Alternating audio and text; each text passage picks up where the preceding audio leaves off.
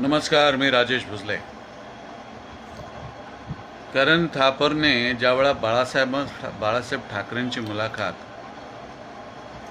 आहे, एक राजकीय निरीक्षक म्हणून बोलतोय मी आज, बंगल्यावर घेतली होती आणि बाळासाहेबांना असं म्हणाले होते, मला गुलशन कुमारच्या केसमध्ये काहीतरी, की बाळासाहेब, मुंबईमध्ये कायदा आणि सुव्यवस्था ही खलास झालेली आहे म्हणे. आणि करणच्या त्या प्रश्नाला बाळासाहेबांना दिलेलं उत्तर इतकं जबरदस्त होतं, ते हे होतं की करण, मुंबईची कायदा व्यवस्था जर धोक्यात असेल तर तू दिल्लीवरून सर्वप्रथम इथे आलास कसा काय? करण थापर, जर मुंबईची कायदा आणि सुव्यवस्था एवढी खराब आहे तर तुझ्यासारखा टेलिव्हिजन अँकर दिल्लीवरून इथपर्यंत आलाच कसा काय? नंबर एक, हे होते बाळासाहेब, प्रश्न विचारणारे होते. एक अँकर करण थापर, ज्याला प्रश्न विचारून उत्तर घ्यायचा संयम होता आणि उत्तर देणारे व्यक्तिमत्व जबरदस्त होतं. त्यांचं नाव आहे माननीय बाळासाहेब ठाकरे, हिंदू हृदय सम्राट. त्यावेळेचे शिवसैनिक होते चंदू मास्टर आणि विश्वनाथ भाऊ खटाटे. पोलीस कसेही असले, काही असले तरी मुंबई पोलिसांवरती असं बोलणं असं आहे की पहिली गोष्ट, ड्रग बनतात कुठे ते बघा. मुंबईत ड्रग्ज बनत नाहीत. आणि सगळ्यांच्या ब्लड टेस्ट करा म्हणणारी ही जी व्यक्ती आहे कंगना राणावत, मला यांच्याविषयी काही म्हणायचं नाही आहे. त्यांनी आपलं तर करिअर केलेलं आहे, पण ज्या वेळेला महाराष्ट्राच्या अस्मितेचा प्रश्न येतो, मी महाराष्ट्रात राहतो, मुंबईत राहतो, रात्री कितीही वाजता मी फिरू शकतो आणि आमच्या आया बाया त्या ज्या सुरक्षित आहेत आणि बहिणी त्या मुंबई पोलिसांमुळे आहे. आणि तोंडाला वारे माप वाटेल ते बोलायचं. बरं, मी असं म्हणत नाही, पोलिसांमध्ये सुद्धा काही घटक चुकीचे असतात आणि ते चुकीचे घटक आहेत म्हणून संपूर्ण मुंबई पोलिसच काहीतरी कुटील कारस्थान डाव खेळत आहे हे म्हणणं म्हणजे मूर्खपणा. याला मूर्खपणा म्हणायचं नाही तर काय म्हणू मी याला? हा चावटपणा आणि चोंबडेपणा आहे एका चॅनलचा. आणि असल्या गोष्टी खपवून घेतल्या जाणार नाहीत. बरं, हा आधी काय म्हणतो? आधीच्या याच्या इंटरव्ह्यूमध्ये काय म्हटलं यांनी?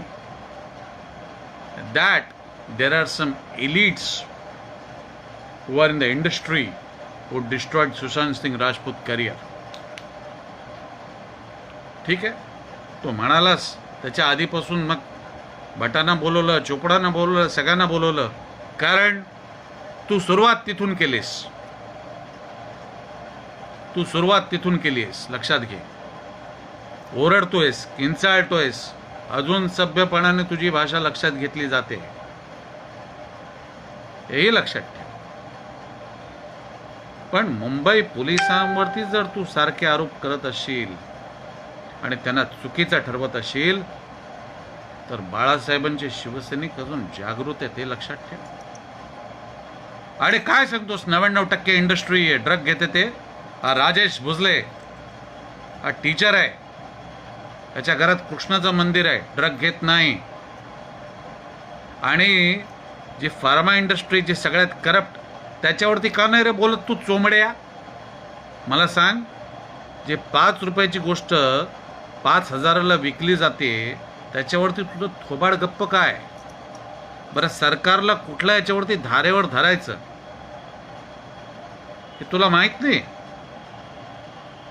हा कशासाठी? हा उपद्व्याप कशासाठी? हा चोंबडेपणा कशासाठी? लोक कोविडने मरतायत, हॉस्पिटलची बिलं लाखांच्या घरात गेलेली आहे, त्याच्यावरती विरुद्ध बोल. सामान्य जनता कोणी नाही तुझ्यासाठी. आधी थरूराविषयी बोलला, काय झालं? सुनंदा ठाकरे ती व्यक्ती मेली, शशी थरूरांच्या मागे लागला, थरूरांनी याला उत्तरच दिलं नाही. मी विरोधक जरी असलो तरी विरोधी गोष्टीवरती टीका करताना कुठल्या गोष्टीवरती टीका करायची हे आम्हाला माहिती आहे. बरं, तो त्याचा मर्डर आहे का काय ते सीबीआय बघेल ना. तू कशाला तिथे मीडिया ट्रायल करायला बसलायस तिकडे चोंबड्यासारखी. आणि कोणी रिया चक्रवर्तीच्या बाजूने नाही आहे. जर ती आरोपी आहे, जर तिने काही गुन्हा केलेला आहे तर तिला आत टाकतील, तिला सजा होईल, खरे गुन्हेगारी मिळते. बाकीच्या स्टेट्समध्ये काय होत आहे जाऊन बघ. नोएडाला किती बलात्कार होतात ते जा. अजून कुठल्या स्टेटमध्ये जा. आणि जी सांगणारी व्यक्ती आहे कि सारी इंडस्ट्री 99.9% इंडस्ट्री ड्रग लेती है. मैं आज कंगना रनावत को चैलेंज करता हूँ कि अगर मुझे 99.9%, if she is talking about elite society, then everybody knows that everybody does. But that is their freedom, what they do. And how did you come in this particular industry? Because of whom? Who gave you the basis, I mean the base? आपको बनाया किसने? पहली बात तो बनाई है. आप उधर रही, आपने अपना एक मुकाम बनाया. आप अभी मुंबई पुलिस, पूरी मुंबई की पुलिस कैसे गलत हो सकती है? बाप मतलब उन्होंने जो पहला किया है, इतने सारे एनकाउंटर, आज मुंबई में एक भी एनकाउंटर नहीं होता. विकास दुबे जैसा इधर करके दिखाओ. मुंबई में जो पुलिस अधिकारी करप्ट है उनके खिलाफ कार्रवाई पहले से हो चुकी है. सरकार की बातें छोड़ो, आईपीएस की बात करो, आईपीएस लॉबी की. यहां पर ऐसा नहीं होता.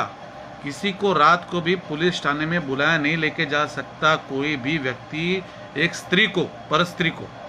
पुलिस अधिकारी, मैं जानता हूं मुंबई के पुलिस अधिकारी कैसे. ओके, कितने सालों से ये इंडस्ट्री है, इंडस्ट्री सारे ड्रग्स लेते हैं 99.9%. बताइए आप मुझे, क्या चैनल पे बड़बड़ कर रहे हो तुम बार बार. ये इंडस्ट्री ड्रग लेती है, तो ड्रग, अगर ये ड्रग डीलिंग का मामला है क्या मर्डर का मामला है, उसका तुम कहां जोड़ लगा रहे हो तुम. किसकी टेस्ट करोगे? ब्लड टेस्ट जाके तुम जो जाके करना है करो. क्या साबित करना चाहते हो तुम? सारे मुंबई के पुलिस वाले चोर है. कितने पुलिस वाले कोविड के दरमियान मर चुके आपको मालूम है क्या? और कौन सा शॉप चला रहे हो भाई साहब आप? वो इतने बड़े लॉयर है, पब्लिक प्रोसिक्यूटर, जिन्होंने बॉम्ब ब्लास्ट में एक कसाब जैसे भयंकर आतंकवादी को सजा दिलाई. मुंबई पुलिस का एक पुलिस मर गया उसको पकड़ते समय. 3 लोग शहीद हो गए, कामटे साहब, विजय सालस्कर साहब और हेमंत करकरे साहब. उस मुंबई पुलिस की प्रतिमा मलिन कर रहे हो. You are calling directly Mumbai police and addressing them. What the hell you are talking about? When Honorable late Shri Balasaheb Thackeray was being interviewed by Mr. Karan Thapar, because Karan had a capacity to listen to a person, and he is still having the capacity. He directly asked a point blank question to Balasaheb Thackeray, that Mr. Thackeray, I feel that behind Gulshan Kumar's murder case, the law and order of this particular Mumbai city is under threat. This is nothing but lawlessness in Mumbai. Is this called, should I call it a lawlessness? And then Balasaheb Thackeray in his own words said, Karan, had it been the situation what you are describing by using your pompous words, then let me address to you directly. How did you travel from Delhi to Mumbai? How did you travel from Mumbai to Delhi, I mean Delhi to Mumbai, and how did not anybody murder you? So that anchor kept quiet. So that was Balasaheb Thackeray and that was Mr. Karan Thapar. This man is not listening to anybody. Mr. Arnab Goswami, you are not listening to the world-renowned public prosecutor, Shri Ujjwal Nikam. Mr. Sharad Pawar does not, see, he is a man who is talking on China. He is a man who is talking about restructuring the economy at the age of 80. You are not talking, addressing the common man's problem. You are speaking only about one particular person with whom everybody is. Who said that we are not with Sushant Singh Rajput? we Mumbaikars. We are there with him. But if you are trying to malign caste aspersions on the personality of Mumbai police, the entire fraternity, then I am not with you. I'm sorry, extremely sorry. Then it's a vicious design. It is a deliberate design. It is nothing like, it is a character assassination of Mumbai police and their good deeds. And we will not tolerate it because we are Mumbaikars. I stay in Mumbai city. I am safe. And there are other people from other caste and communities. And yes, that particular statement was written in Marathi. And Marathi is the language which is being used by Maharashtrians. If I go to Kerala, if I go to Tamil Nadu, भाषावार प्रांत रचना किसने की है? You are staying in Mumbai, तो क्या English में लिखेगा वो आदमी आपका?